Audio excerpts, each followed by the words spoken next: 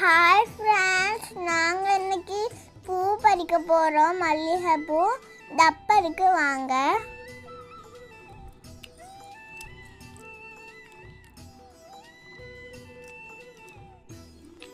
அப்புறம் நிறைய பூ இருந்து கொஞ்சம் பூலாம் எனக்கு எட்டவே இல்லை. உள்ள பேலாம் எனக்கு பறிக்கவே முடியல. அப்புறம் எங்கள் அம்மா தான் பறிச்சாங்க.